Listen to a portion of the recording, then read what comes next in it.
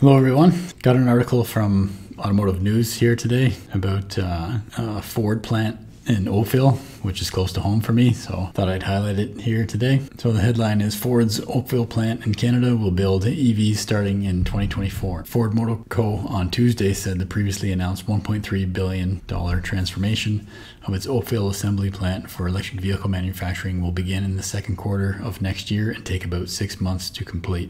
During that time, some of the 3,000 workers at the Ontario, Canada site will be furloughed, although the company expects to retain virtually all of the employees when the plant comes back online at the end of 2024. Ford said the site, which currently builds the gasoline-powered Edge and Lincoln Nautilus crossovers, will be renamed the Oakville Electric Vehicle Complex and include a 407,000 square foot battery pack assembly plant. The battery facility will use cells produced in Kentucky at Ford's Blue Oval SK Battery Park joint venture. Officials said the transformation will involve consolidating the site's 3 body shops into one. Canada and the Oakville complex will play a vital role in our Ford Plus transformation, Ford CEO Jim Farley said in a statement. It will be a modern, super efficient, vertically integrated site for battery and vehicle assembly.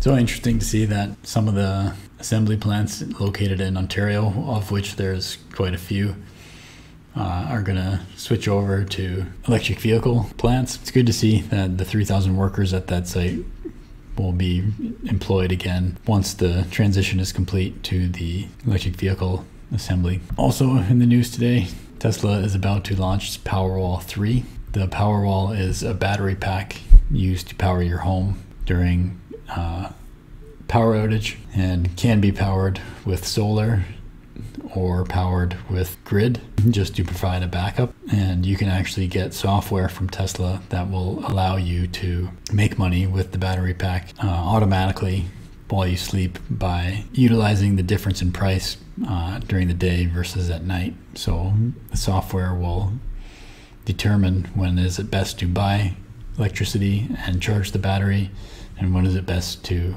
send some of that power to the grid and earn some money. So this Powerwall is not only for people with solar panels, it could be for people who just want to back up and potentially make some money with it. So it'll be cool to see what the new specs are on the Powerwall 3.